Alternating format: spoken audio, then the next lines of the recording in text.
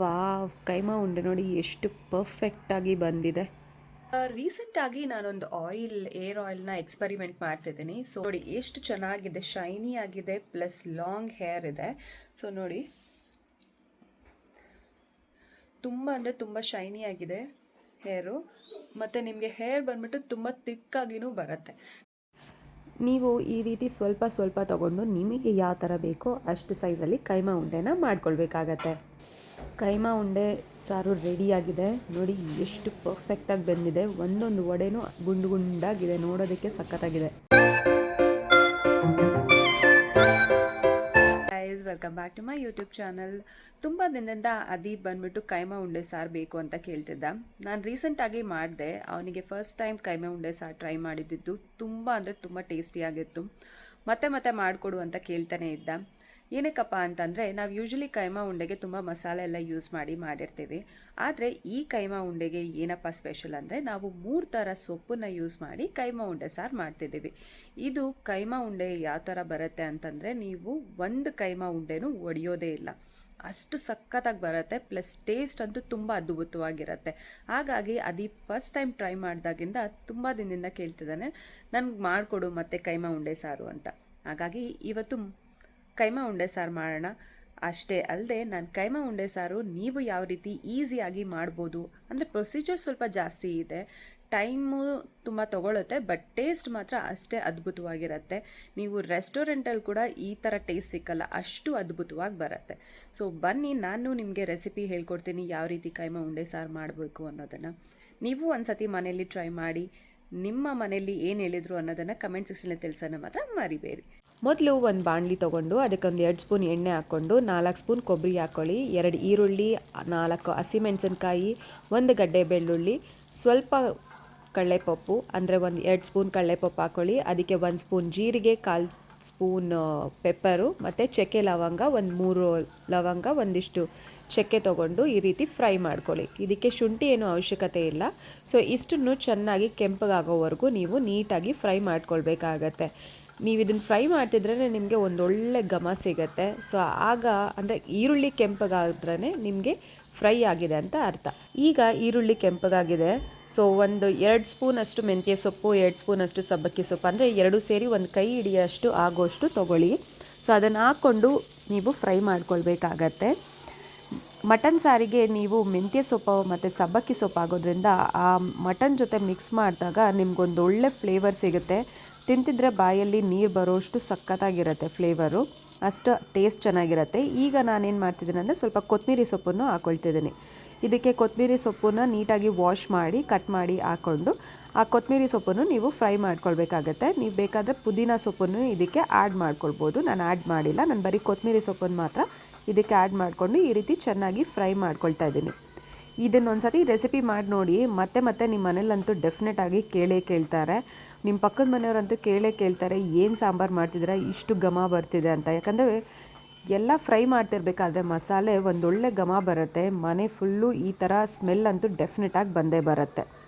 ಈ ರೀತಿ ಚೆನ್ನಾಗಿ ಫ್ರೈ ಮಾಡಿಕೊಂಡು ಒಂದು ಸೈಡಲ್ಲಿ ಇಟ್ಟು ಆರಿಸ್ಕೊಂಡು ಚೆನ್ನಾಗಿ ನೀರು ಹಾಕಿ ಗ್ರೈಂಡ್ ಮಾಡ್ಕೊಳ್ಳಿ. ಕಂಪ್ಲೀಟ್ ನುಣ್ಣಗೆ ರುಬ್ಕೊಳ್ಳಿ, ಜಾಸ್ತಿ ನೀರು ಹಾಕ್ಕೊಬಾರ್ದು.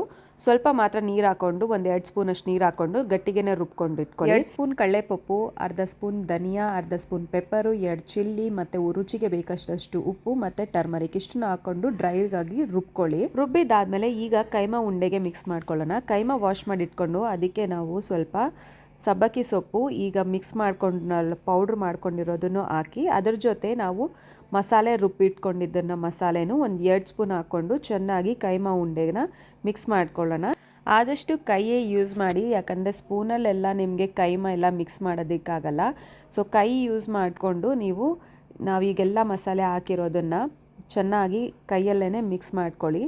ಮಿಕ್ಸ್ ಮಾಡ್ಕೊಂಡಾದಮೇಲೆ ಈ ರೀತಿ ಆಗುತ್ತೆ. ಈಗ ಏನು ಮಾಡೋಣ ಅಂತಂದರೆ ಸ್ವಲ್ಪ ಅಂದರೆ ನಿಮಗೆ ಎಷ್ಟು ಬೇಕೋ ಒಂದು ಜಾರಿಗೆ ಹಾಕ್ಕೊಂಡು ಸ್ವಲ್ಪ ಅಂದರೆ ತುಂಬ ನುಣ್ಣಗೆ ಮಾಡೋದು ಬೇಡ, ಸ್ವಲ್ಪ ಕ್ವಾಂಟಿಟಿ ತೊಗೊಂಡು 2 ರೌಂಡು ಜಾರಲ್ಲಿ ಹಾಕ್ಕೊಳ್ಳಿ. ಆಗೇನಾಗುತ್ತೆ ಅಂದರೆ ಮಸಾಲೆ ಎಲ್ಲ ಕಂಪ್ಲೀಟ್ ನೀಟಾಗಿ ಬ್ಲೆಂಡ್ ಆಗುತ್ತೆ.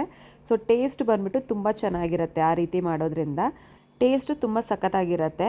ಸೊ ಈಗ ಆಲ್ರೆಡಿ ನಾನು ಮಿಕ್ಸಿಗೆ ಹಾಕ್ಕೊಂಡು ರುಬ್ಕೊಂಡಿದ್ದೀನಿ. ಸೊ ಅಷ್ಟು ನಾವೇನು ನುಣ್ಣಗೆ ರುಬ್ಬಿಲ್ಲ, ನೀವು ಕಾಣಿಸ್ತಿದೆ ಅನಿಸುತ್ತೆ ವೀಡಿಯೋದಲ್ಲಿ.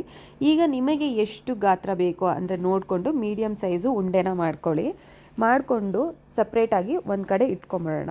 ನಿಮ್ಗೆ ಯಾವ್ಯಾವ ಹದದಲ್ಲಿ ಬೇಕೋ, ನೀವೇನಾದರೂ ಒಂದು 400 ಗ್ರಾಮ್ ಮಟನ್ ತೊಗೊಂಡಿದ್ರೆ ನಿಮ್ಗೆ ಯೂಶ್ವಲಿ ಒಂದು 16-18 ಉಂಡೆ ಆಗತ್ತೆ. ಅದು ಡಿಪೆಂಡ್ಸ್ ಆನ್ ದಿ ಸೈಜು. ಈಗ ನಾವು ಮಟನ್ಗೆ ಗ್ರೇವಿ ಮಾಡ್ಕೊಳ್ಳೋಣ, ಅಂದರೆ ಕೈಮಾ ಗ್ರೇವಿ.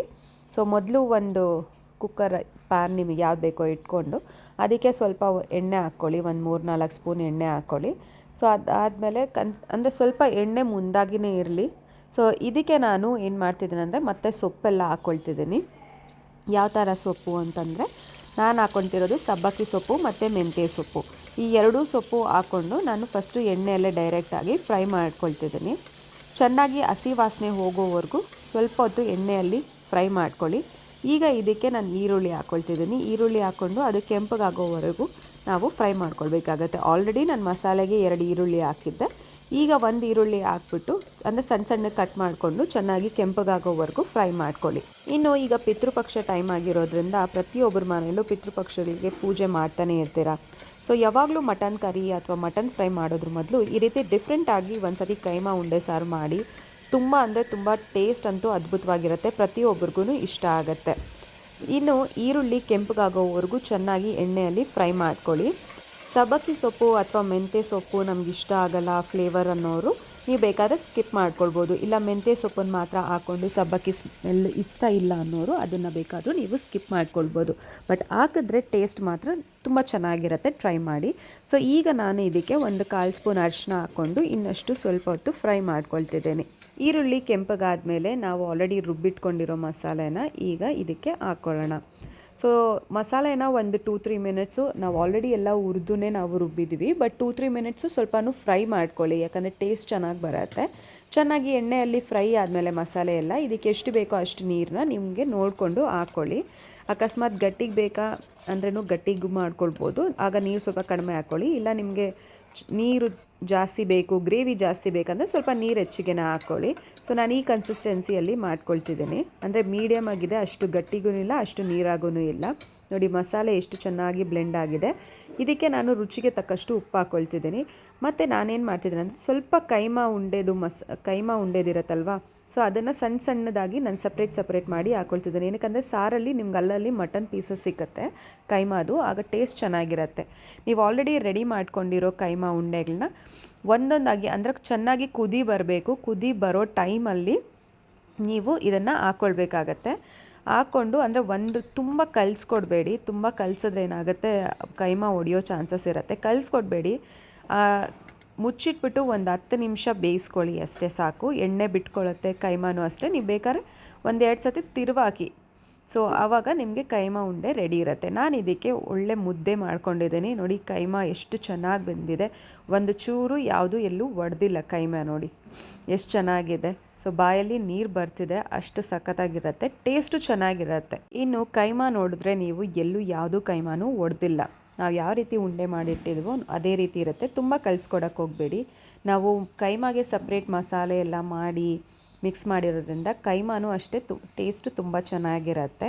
ಸೊ ನೀವು ಮುದ್ದೆಯಲ್ಲಿ ಬೇಕಾದ್ರೂ ಟ್ರೈ ಮಾಡ್ಬೋದು, ಅಥವಾ ನೀವೇನಾದರೂ ಮುದ್ದೆ ತಿನ್ನೋರಲ್ಲ ನಾನು ವೈಟ್ ರೈಸ್ ಜೊತೆ ಟ್ರೈ ಮಾಡ್ತೀನಿ ಅಂದರೆ ಅದು ಕೂಡ ಟ್ರೈ ಮಾಡ್ಬೋದು. ಇಲ್ಲ ಚಪಾತಿ ಜೊತೆನೂ ಟ್ರೈ ಮಾಡ್ಬೋದು. ನೀವು ಯಾವುದ್ರ ಜೊತೆ ಟ್ರೈ ಮಾಡಿದ್ರು ಟೇಸ್ಟ್ ಮಾತ್ರ ತುಂಬ ಚೆನ್ನಾಗಿರುತ್ತೆ. ಇನ್ನು ಹೇರ್ ಕೇರ್ ಬಗ್ಗೆ ತಿಳಿಸ್ಕೊಡ್ತೀನಿ ಬನ್ನಿ. ಎಲ್ಲರ ಹೆಣ್ಮಕ್ಳ ಕನಸೇನಪ್ಪ, ನಮಗೆ ಈ ರೀತಿ ತಿಕ್ಕಾಗಿ ಹೇರ್ ಬಂದ್ಬಿಟ್ಟು ತುಂಬ ಶೈನಿಂಗ್ ಆಗಿ ಲಾಂಗ್ ಹೇರ್ ಇರಬೇಕು ಅನ್ನೋದು ಎಲ್ಲರ ಕನಸು. ರೀಸೆಂಟಾಗಿ ನನಗೆ ಹೇರ್ ಬಂದ್ಬಿಟ್ಟು ತುಂಬ ಡ್ರೈ ಅನ್ನಿಸ್ತಿತ್ತು. ಅಷ್ಟೇ ಅಲ್ಲದೆ ಹೇರ್ ಫಾಲ್ ಕೂಡ ಆಗ್ತಿತ್ತು. ನನ್ನ ಹೇರ್ ಬಂದ್ಬಿಟ್ಟು ಈ ರೀತಿ ಸ್ಟ್ರೈಟ್ ಇರಲಿಲ್ಲ, ತುಂಬ ಫ್ರಿಝಿ ಆಗಿತ್ತು, ತುಂಬ ಸಿಕ್ಕಗಟ್ಟಿತ್ತು. ಸೊ ಅದಕ್ಕೆ ನಾನೇನಪ್ಪ ಮಾಡಿದೆ ಅಂತಂದರೆ ಒಂದು ಹೇರ್ ಆಯಿಲ್ನ ನಾನೇ ಮನೆಯಲ್ಲಿ ಎಕ್ಸ್ಪೆರಿಮೆಂಟ್ ಮಾಡಿದೆ. ಆ ಹೇರ್ ಆಯಿಲ್ ಯೂಸ್ ಮಾಡ್ತಿರೋದ್ರಿಂದ ನೋಡಿ ಎಷ್ಟು ಶೈನಿ ಆಗಿದೆ, ಎಷ್ಟು ಶೈನಿ ಮತ್ತು ನಿಮಗೆ ಸ್ಟ್ರೈಟ್ ಆಗಿದೆ ಕೂದಲು. ನಿಮ್ಗೆ ಅಷ್ಟೊಂದು ಫ್ರೀಝಿ ಹೇರ್ಸ್ ಕಾಣಿಸ್ತಿಲ್ಲ. ಪ್ಲಸ್ ಕೂದಲು ಬಂದ್ಬಿಟ್ಟು ಡ್ರೈಯೂ ಆಗಲ್ಲ, ಅಷ್ಟೇ ರೀತಿಯಾದ ಸ್ಟ್ರೈಟ್ ಆಗಿ ಮತ್ತು ಶೈನಿ ಆಗಿ ಇರುತ್ತೆ. ಸೊ ಈ ರೀತಿ ನಿಮಗೆ ಬೇಕು ಅಂತಂದರೆ ಈ ಹೇರ್ ಆಯಿಲ್ನ ನೀವು ಯೂಸ್ ಮಾಡಬೇಕಾಗತ್ತೆ. ಯಾವ ರೀತಿ ಮಾಡ್ಕೊಳ್ಳೋದು, ಅದು ಮನೆಯಲ್ಲೇ ನೀವು ಈ ಆಯಿಲ್ನ ಮಾಡ್ಬೋದು. ಯಾವ ರೀತಿ ಅನ್ನೋದನ್ನು ನಾನು ನನ್ನ ನೆಕ್ಸ್ಟ್ ಬ್ಲಾಗಲ್ಲೇ ತಿಳಿಸ್ಕೊಡ್ತೀನಿ. ಚೆಕ್ ಮಾಡೋದನ್ನು ಮರಿಬೇಡಿ. ಇದೇ ರೀತಿಯಾದ ಮತ್ತಷ್ಟು ಇಂಟ್ರೆಸ್ಟಿಂಗ್ ಕಂಟೆಂಟ್ಗಾಗಿ ನನ್ನ ಪೇಜ್ನ ಸಬ್ಸ್ಕ್ರೈಬ್ ಮಾಡಿ. ಇಲ್ಲಿಗೆ ನನ್ನ ವ್ಲಾಗ್ನ ಮುಗಿಸ್ತಾ ಮುಂದಿನ ವೀಡಿಯೋದಲ್ಲಿ ಸಿಗೋಣ. ಬಾಯ್ ಬಾಯ್.